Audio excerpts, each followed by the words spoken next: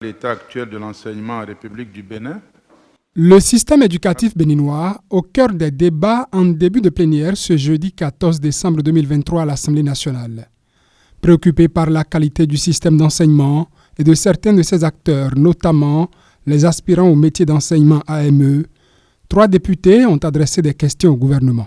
Comment pensez-vous que les écoles normales des instituteurs unis puissent former de vrais maîtres à l'instar des écoles normales de William-Ponty et de Rufisque, quand on sait qu'elles ne disposent pas de formateurs qualifiés et permanents?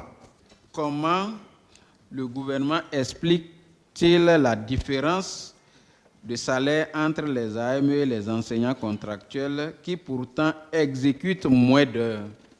De quels avantages sociaux bénéficient les aspirants au métier d'enseignant AME? Pour éclairer la représentation nationale, le ministre des Enseignements maternels et primaires et celui des enseignements secondaires techniques et de la formation professionnelle.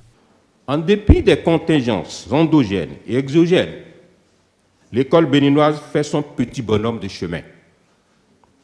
Les orientations adoptées dans la conduite de la politique éducative prennent leur essence dans la volonté manifeste de faire de l'éducation le réel moteur de développement et vise à répondre aux besoins du marché du travail et de l'économie.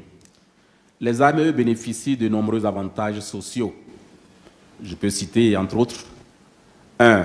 Rémunération sur 9 mois dès 2019-2020 et sur 11 mois depuis 2022-2023. 2. Protection sociale avec totale prise en charge des cotisations sociales par l'État. Il faut préciser qu'aucune part ouvrière n'est prélevée sur la rémunération des AME. Le temps de service actuel des AME sera donc comptabilisé comme temps de travail effectif pour bénéficier des allocations sociales. 3. Prise en charge médicale délivrée par le chef d'établissement avec fiche de paie délivrée par la NPE directement sur chaque compte en ligne des AME. Des explications du gouvernement qui ont suscité diverses réactions des députés. Monsieur le ministre, je voudrais vous dire d'entrée de jeu que les collègues aspirants vivent une injustice à nul autre pareil.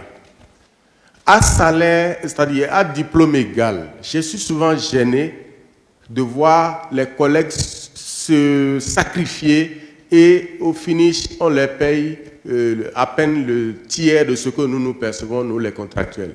Ça me fait mal.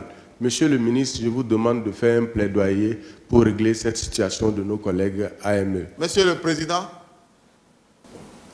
dites aux membres du gouvernement qui sont là de ne pas s'arrêter à un si bon chemin. L'Union progressiste, le renouveau, soutient la dynamique de l'amélioration continue qui est en cours. Étant donné que les enseignants sont déjà évalués au départ, et qui sont en train d'exercer depuis plus de 3 ans, est-ce que la capitalisation de cette expérience-là ne suffit pas pour reverser directement ceux qui, disons, les plus anciens? S'il faut trouver des clés de répartition par matière, par discipline, pour aller progressivement, est-ce que ce n'est pas plus équitable pour tous que de parler d'évaluation en situation de classe?